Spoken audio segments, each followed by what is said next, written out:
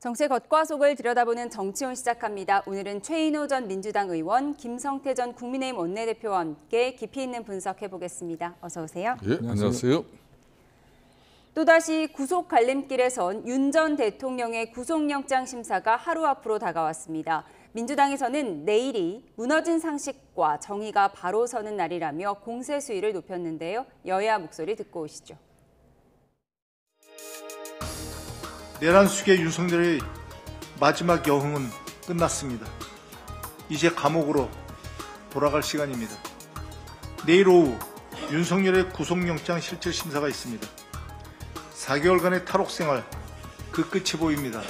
내일은 사법부에 대한 국민의 신뢰가 회복되고 윤석열이 무너뜨리는 상식과 정의가 바로 서는 날이 되길 기대합니다. 지난번에 구속영장을 처음에 신청했을 때 저희가 굉장히 항의를 많이 한 것은 공수처가 구속영장을 청구할 그 부서가 아닌데도 청구했기 때문에 어떤 법적 절차에 하자가 있었기 때문에 그때 문제 제기를 했습니다. 그런데 네. 이번에 특검에서는 그런 문제는 아니라고는 보고 구속영장을 청구했는데 저희는 뭐든지 이번 이 모든 과정에 있어서 듀 프로세스, 법적 적법 절차가 지켜주기를 바라고요. 네, 내일 오후 2시 15분 윤 전 대통령은 영장 심사에 직접 출석해서 무리한 청구임을 밝히겠다는 입장입니다. 법원이 구속 취소를 결정한 지 넉 달여 만인데요. 윤 전 대통령 출석하면서 어떤 모습을 보일까요? 우선 포토라인에 또 검찰에서 내란 특검을 출석하면서 보여줬던 모습처럼 아무 말도 없이 그냥 지나칠 것인가? 아니면 법원 앞이니까 자신의 어떤 소명하는 뜻을 함축적으로 몇 마디라도 할 것인가, 뭐 이에 대한 관심이 있고요. 아마 내일은 또 지나치지 않겠나 하는 그런 관측이 많은 것 같습니다. 예. 또 이제 영장 실질 심사 과정에서 본인이 구속하면 안 된다 하는 그 부당성을 직접 진술하지 않겠나. 실제 그 헌법재판소 5차 공판에서 본인이 아주 국회에 들어가 있는 인원을 끌어내라 했다는 각종건 특전사령관의 진술에 직접 반박을 했지 않습니까? 나는 인원이라는 말을 안 쓴다. 아예 안 쓰는 말을 어떻게 했다라고 하는 거 그 자체가 거짓말이 아니냐 했는데 바로 연이어서 본인이 쭉 그 부당성 그런 짓을 한 적이 없다라고 말하면서 인원이라는 말을 거의 한 1분 만에 3번 연달아 써서 인원이라는 말을 안 쓴다는 것이 거짓말로 탄로났는데 윤석열 전 대통령이 내일 실질 심사 과정에서 실제 말을 많이 함으로써 결국은 부당성에 대한 소명보다는 오히려 구속할 수밖에 없다는 법관들의 판단을 더 굳히는 그런 그 궤변이 있지 않겠나 그렇게 예상됩니다. 예, 법원에서는 특검에서의 모습과는 좀 다를 것이다 이렇게 예측을 하셨는데 특검의 구속영장에 구체적인 내용이 담겨 있습니다. 김성훈 전 경호처 차장 등에게 총기를 가지고 있는 것을 보여주기만 해도 경찰은 두려워할 거라면서 총을 가지고 있는 걸 보여줘라 이렇게 진술했다는 것. 이런 점들이 내일 이제 영장에서 어떤 영향이 있을까요? 결정적으로?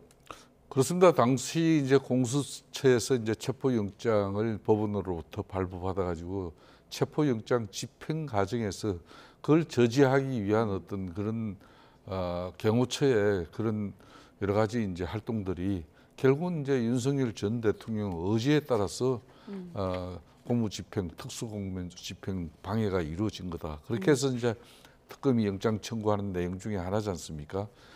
저는 그런 측면에서 체포 당시에 총기 후대 순찰을 갖다 경호원들에게 이렇게 경호처장을 통해 가지고 그것도 가장 본인이 신임하는 그런 경호처장을 통해서 그 이야기가 들어갔는데 그 내용을 또 이제 특검 수사에서 당시 김수훈 처장이 그대로 진술을 함으로써 윤석열 전 대통령의 저런 입장은 상당히 곤혹한 상황이 됐죠. 그렇기 때문에 특수공무집행 이 방해 부분과 함께 또 직권 남용 부분 이런 것들을 가지고 지금 이제 특검에서는 여러 가지 이제 사안을 다 가지고 이제 영장을 청구한 건데 법원 입장에서는 영장을 발부할 때는 중대 범죄나 또 도주 우려가 있다든지 증거 인멸 우려가 있다든지 그런 사안에 대해서 판단을 하는 것이거든요. 그러니까 법원 영장 그 심사 실질 심사에서 윤석열 전 대통령이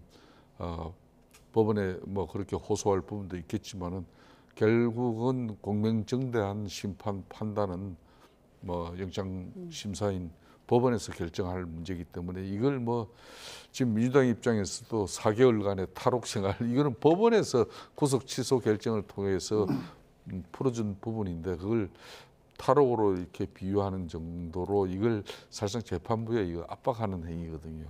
또 그렇지만은 이제 윤석열 전 대통령 입장에서는 저는 뭐 체포를 본인이 저지하는 부분은 그거는 이제 본인의 방어권 행사로 이렇게 얘기할 수는 없다고 봐요. 법원의 영장 집행을 갖다가 막은 것은 그건 잘못된 행위죠. 예. 뭐 이런 결정이든 저런 결정이든 법원의 결정을 존중해야 된다. 저는 그렇게 보고 있습니다. 예, 이런 가운데 특히 윤 전 대통령의 호위무사를 자처하던 김성훈 전 경호처 차장이 특검 조사에서는 태도가 바뀌었다는 이야기가 나와서 그 배경에 관심이 집중되는데요. 관련 내용 정리해봤습니다.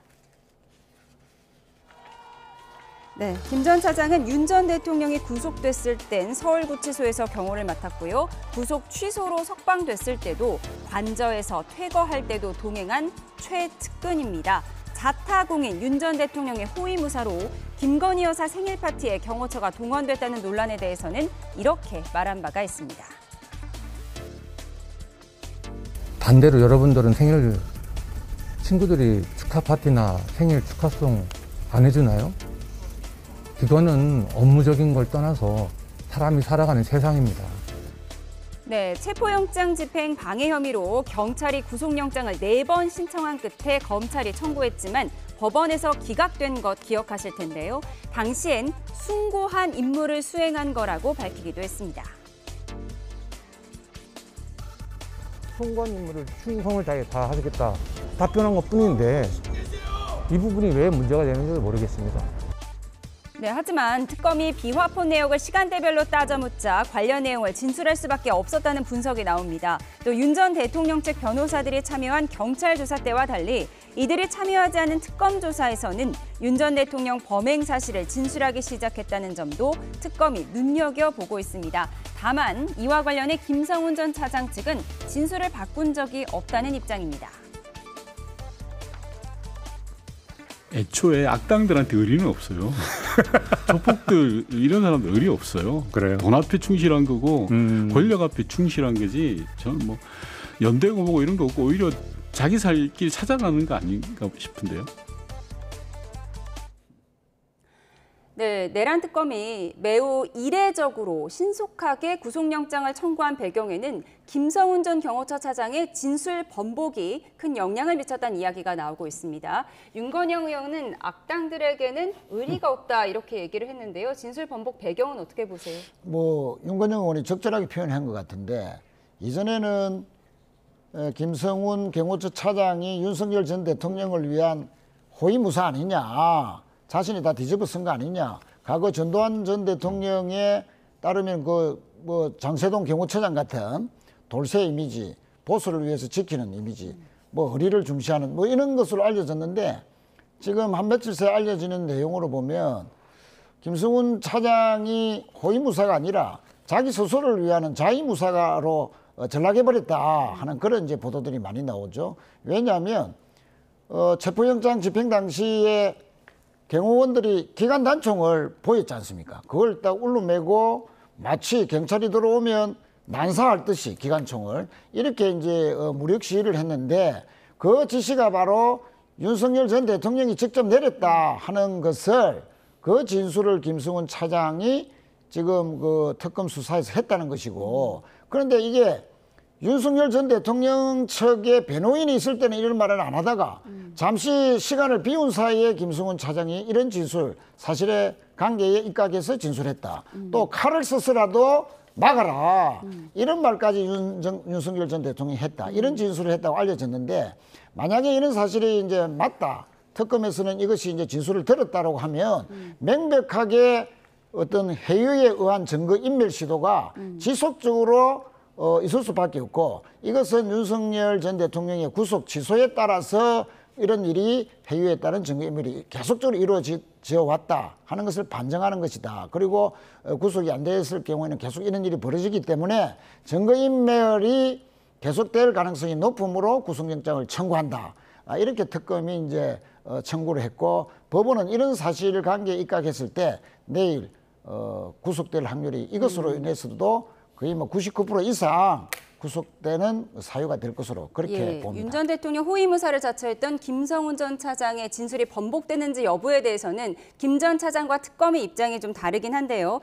김 전 차장에 대한 구속영장을 경찰이 4번 신청한 끝에 검찰이 청구했고 근데 법원에서 결국 기각되지 않았습니까? 네. 아무래도 이런 부분이 김 전 차장에게 압박으로 작용했을 수도 있을 것 같습니다. 아무래도 이제 구속영장이 재청구될 수 있다는 그런 위기 심리가 왜 없겠습니까? 김성훈 전 경호처장이. 더군다나 경찰 수사에 의해서 경찰이 검찰에 요청해가지고 4차례 영장 청구를 했지만 다 이제 법원에서 기각됐지 않았습니까? 그런데 지금 경찰에 의한 뭐 그런 검찰이 기소 영장 이 청구 이게 아니고 이제 특검이에요.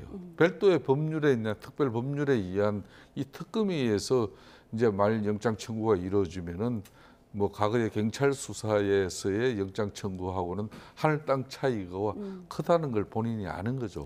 뭐 그런 측면에서 사실 그대로 있는 그대로 특검에 진술하지 않으면 자신의 신변도 어려워질 수 있다는 그런 위기감 이런 게 분명히 있었죠. 그렇기 때문에 저는 윤석열 대통령 측 변호인이 있을 때는 뭐 그 입장을 기존의 진술 입장을 유지하다가 나가고 난 뒤에 진술을 번복했다. 저 내용은 아무래도 특검에서 나온 사실일 거거든요. 그렇다면은 뭐 저는 그 특검에서도 없는 내용을 또 언론들한테 흘리지는 않았을 것이고 그렇다면은 이제 내일 영장실질심사를 받는 윤석열 전 대통령 입장에서는 대단히 참 안 좋은 상황입니다. 좀 전에 최은호 의원께서도 말씀을 했습니다만은 법원은 구속영장 발부의 가장 큰 요건이 증거를 갖다가 피의자가 증거를 인멸할 그런 위험성이 있는 사람 같은 경우는 또 이 영장을 발부를 해요. 신변을 구금한 가운데 앞으로 수사가 계속 이어져야 된다. 특검이 요구하는 것은 그런 부분이거든요. 그래서 이제 또 더군다나 이제 또 이거 말고도 강의구 부속 실장이 계엄 선포 이후에 사후 문서를 통해 가지고 이제 그걸 갖다 폐기 처분한 그런 부분에 대해서도 직권 남용으로서 대통령이 직접 지시에 의해서 폐기되어졌다. 이런 부분은 상당히 윤석열 전 대통령으로서 상당히 어려운 내일 영장실질심사가 될 수밖에 없는 사안입니다. 그러니까 김 전 차장도 구속될지 모른다는 그 압박감이 윤 전 대통령에 대한 불리한 진술을 이끌어냈다. 이렇게 분석을 해주셨습니다. 이어서 국민의힘 이야기 해보겠습니다. 메스를 들고 당을 변화시키겠다며 혁신위원장 제안을 수락했던 안철수 국민의힘 의원. 어제 임명 발표 20여 분 만에 전격 사퇴를 했죠. 국민의힘은 혁신의 시동조차 걸지 못하는 모습인데요. 영상으로 보고 오겠습니다. 절대 안 된다라는 표현을 저한테 하지는 않았고 굉장히 난감하고 그렇게 하면 오히려 그 당의 분란만 초래한다. 국민들이 납득할 수 있는 수준의 인적 쇄신이 먼저 선행이 되어야 혁신위가 성공하고 그 비대위가 성공하고 결국 우리 당도 성공할 수 있다. 이렇게 말씀드렸죠. 이 두 사람은 무조건 잘라야 됩니다. 이것도 아니고. 예, 그것도 아닙니다. 추상적 일반적인 얘기를 한 건데 그것도 못 받았다는 얘기네요. 예, 그렇습니다. 네, 이 두 사람으로 거론되는 이른바 쌍권 지도부는 발끈했습니다. 권성동 전 원내대표는 혁신위원장직을 영달을 위한 스포트라이트로 삼은 것 자체가 혁신 대상이라고 직격하며 갑작스러운 철수작전 배경에는 한동훈 전 대표의 출마 가능성이 낮다는 관측이 돌았기 때문이라고 저격했습니다. 권영세 전 비대위원장도 자신의 이익 추구를 공익인 양, 개혁인 양 포장하며 당을 내분으로 몰아넣는 비열한 행태를 보이는 점이 정말 개탄스럽다고 비판했는데요. 이 같은 당의 혼란에 대해 송원석 비대위원장, 혁신위원장을 다시 세우겠다며 수습에 나섰습니다. 들어보시죠. 어제 안철수 혁신위원장이 사퇴를 했습니다. 당의 변화와 쇄신을 바라고 계신 당원 동지들과 국민 여러분께 혼란을 드려서 송구하다는 말씀을 다시 한번 드립니다. 조속한 시일 내에 신임 혁신위원장을 모시고 당의 쇄신을 이끌 혁신위원회를 출범시키도록 하겠습니다. 네, 어제 안철수 의원의 깜짝 발표, 혁신위원장 사퇴를 밝히고 전당대회 출마를 선언했는데 결국 권영세, 권성동, 쌍권 지도부에 대한 쇄신안이 거부당한 게 주된 원인이었다. 이런 분석이 많이 나옵니다. 그렇습니다. 뭐 안철수 의원이 얻은 것은 이제 인적청사이라는 이제 명분으로 당대표 출마를 하는 그런 이제 그 명분을 얻었다 하는 측면에서는 개인적으로 뭐 이득이 됐을 수도 있습니다. 그러나 안철수 의원 하면은 이런 거는 정반대로 철수 안 하겠다 하는 게 아니고 그동안 철수를 너무 많이 해와서 고질병이다. 뭐 이런 그 철수병이라는 그 별명까지 얻었는데 이번에도 또 철수를 해버려서 그런 고질병이 또 도진 거 아니냐. 뭐 이런 또 비난도 있습니다만 우선 이제 정치적으로 좀 미숙합니다. 혁신위원장으로 3고 초래를 했어. 그럼 수락을 했다면 그 과정에서 혁신위원회에 대한 구성의 정권을 받아야 되고 또 앞으로 혁신안에 대해서는 거의 전적으로 혁신안이 비대위원회에서 받아들여져야 된다. 또는 차기 지도부가 받아들인다는 그런 그 전제 조건을 달고 승낙을 받았어야 되는데 그것도 없이 혁신위원장을 받았다가 닷새 만에 돌연 또 철수해버렸다. 이런 것은 좀 정치적으로 미숙함이 드러난 거 아니냐 하는 그런 비판을 많이 받고 있죠. 네, 인적 쇄신 대상으로 추정되는 권성동, 권영세 의원 SNS에서 발끈하는 모습입니다. 안철수 의원이 당권에 욕심나서 우리를 공격하는 것이다 이런 입장인데요. 이건 어떻게 보셨어요? 그러니까 이제 좀 전에 최인호 의원께서도 지적했습니다만은 사실상 민주당 측에서 저렇게 국민의힘 핵심 내용을 가지고 저런 지적을 한다는 게 정말 뼈아픈 부분이죠. 그러니까 이제 안철수 혁신위원장도 15분 만에 비대위에서 혁신이 이제 구성과 의결한 이후에 바로 이렇게 사퇴 논란을 벌인 부분은 이게 정말 참 국민들에게 볼상사나운 모습입니다. 그러니까 이제 송은석 지금 현재 비대위원장 같은 경우도 앞에 김용태 비대위원장이 그 약간의 35세 청년 비대위원장이 제시한 당의 5대 계획안을 조건 없이 당시 원내대표로 선출된 자신도 이걸 수용하고 이걸 적극적으로 실천하는 데 뒷받침할 것이다.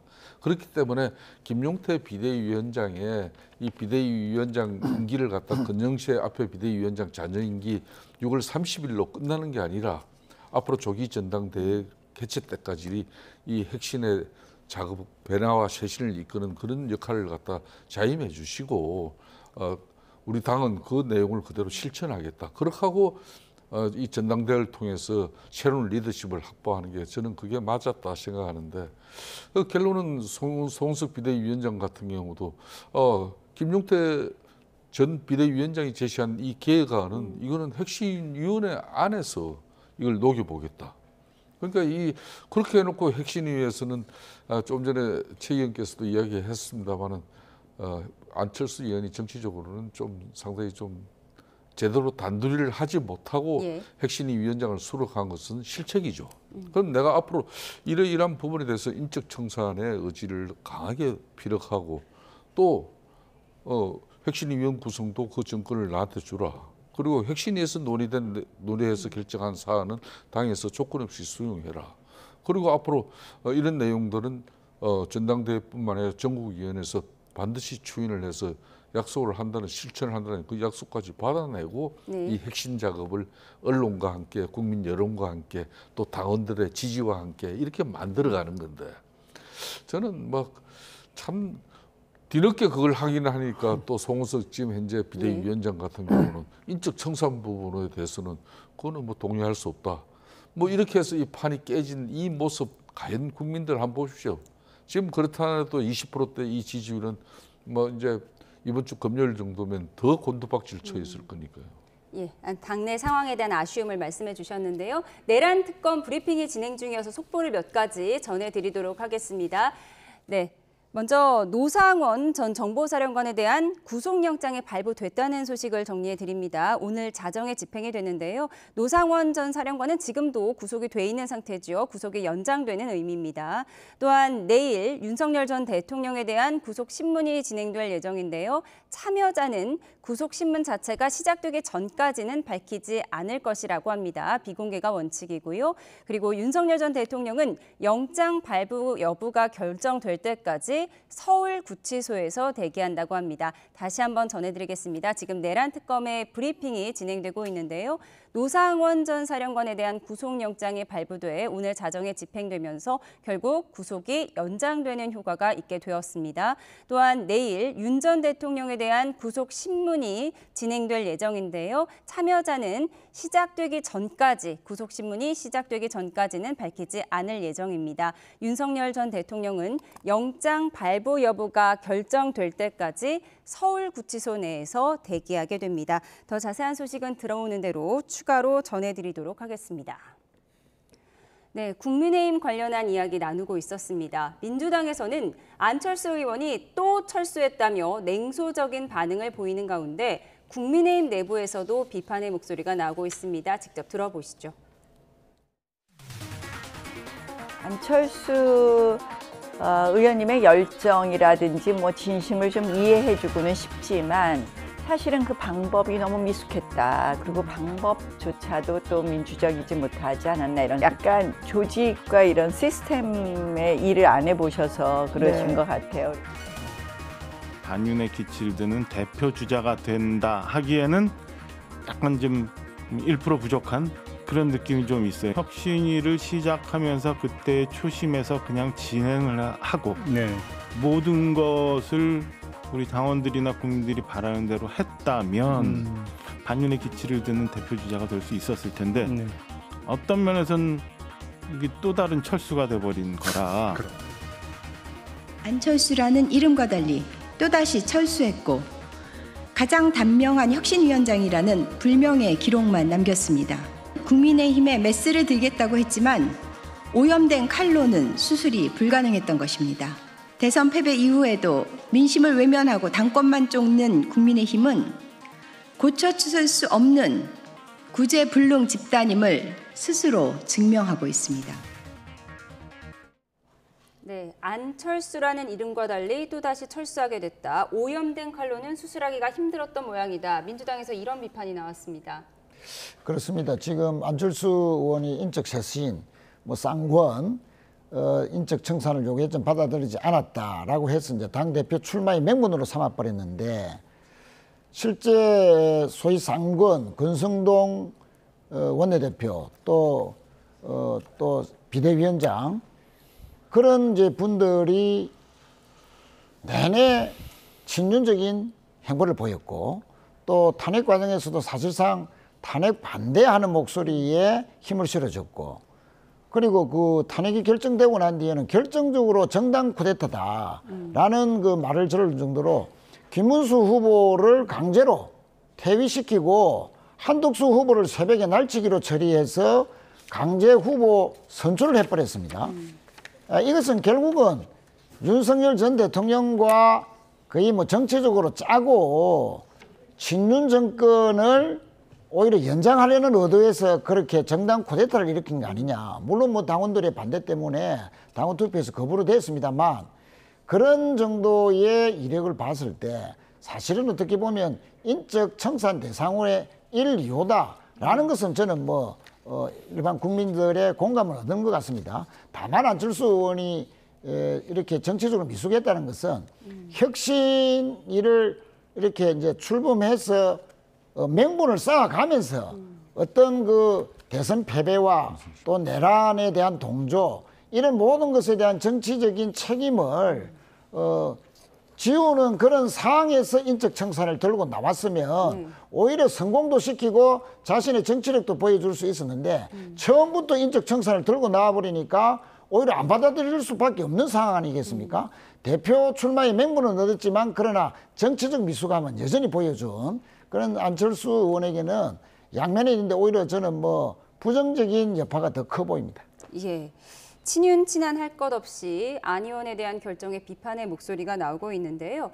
그런가 하면 어제 국회 과방위에서는 방송 3법 개정안을 의결하는 자리에서 진실 공방이 있었습니다. 이진숙 방송통신위원장이 이재명 대통령에게 이런 지시를 받았다고 한 건데요. 먼저 듣고 오시죠. 대통령으로부터 업무 지시를 받았습니다. 그것은 대통령은 방송 장악과 언론 장악에 대해서 관심이 없다. 방송통신위원회에서 위원회 안을 만들어 보라라고 업무 지시를 했습니다. 네, 과방위에서 만든 방송 3법 개정안이 아니라 방통위 안을 따로 만들라는 주장. 이게 사실이라면 정부 여당의 엇박자로 해석이 가능한 부분인데요. 이진숙 위원장과 날선 모습을 보여왔던 최민희 과방위원장, 눈을 부릅뜨고 재차 확인합니다. 정확히 방송 3법에 대한 방통위 안을 내라고 지시하셨습니까? 방통위 안을 만들어 보라. 아니요, 방송 3법에 대한, 지금은 방송 3법 방송 3법에 대해서 방통위 안을 만들어 보라. 그렇게 지시하셨다고요? 기억합니다. 이거 확인하겠습니다. 네, 국무회의록은 원칙적으로 비공개인 만큼 정확한 사실관계는 알 수가 없는데요. 이후 대통령실은 브리핑에서 지시라기보다는 질문에 가까웠다고 강조하며 이런 질책도 있었다고 전했습니다. 국무회의 참석자들에게 국무회의는 국정을 논하는 자리이기에 비공개 회의 내용을 개인 정치에 왜곡해 활용해서는 안 된다고 강한 어조로 질책했습니다. 이진숙 방통위원장에 대한 어떤 경고라고 해석해도 될까요? 지시가 아니라 의견을 묻는 거였다라는 말씀이었고요. 네, 이재명 대통령이 오늘 국무회의 참석자들에게 비공개 회의 내용을 개인 정치에 활용하지 말라 이렇게 질책했다고 합니다. 이진숙 방통위원장을 겨냥한 거겠죠? 당연하죠. 이진숙 방통위원장이 어제 방통위 상임위에서 가방위 상임위에서 저런 이야기를 안 했으면 오늘 이재명 대통령의 저런 입장이 나올 리는 없는 것이죠. 그렇다고 해서 이진숙 방통위원장이 지금 현재 정권이 넘어가가지고 지금 이재명 정부 하에서 지금 현재 방통위 자기 밑에 관련 그런 공직자들 많은데 없는 말을 자신이 꺼내다가 어떤 할을 입을지 본인 누구보다 잘 알 건데 저는 그런 측면에서 이진숙 방통위원장이 한 이야기는 이재명 대통령이 국무회의에서 짚은 내용은 틀림없는 것입니다. 다만 그 내용은 대통령이 주재하는 국무회의에서 있었던 내용은 밖에 가서 이야기하지 않는 게 이제 갈래고 돌인데 그걸 왜 했냐 이 이야기거든요. 그걸 이제 그 방식을 또 가방위 상임위원장인 또 최민희 의원 저런 식으로 욱박지르기 하는 식으로 당신 말 잘못했으면 나중에 큰일 다쳐 이런 식으로 겁박하는 모습에 저런 상임위원장 진행은 저는 걸맞지 않아요. 그렇기 때문에 이제 방송 3법이라는 게 지금 현재 민주당 주도로 또 가방에서 이걸 통과했지 않습니까? 그런데 그 방송 3법 내용이 보면은 KBS, MBC, EBS 이런 방송 이사진을 대폭 늘리고 그 이사진의 대부분은 방송 관련 어떤 시민사회단체 이런 사람들이 주도적으로 참여할 수 있는 그런 구조란 말이에요. 그렇다면은 그거는 특정 정당이 아무리 공정하게 방송 3법을 주도적으로 개정했다 그래도 이거는 국민들이 그렇게 쉽게 납득하지는 않겠죠. 예, 대통령이 방통위원장에게 지시를 내린 것인지 단순히 의견을 물은 것인지 이 공방까지 짚어봤습니다. 지금까지 정치온 최인호 전 민주당 의원, 김성태 전 국민의힘 원내대표와 함께했습니다. 고맙습니다. 감사합니다.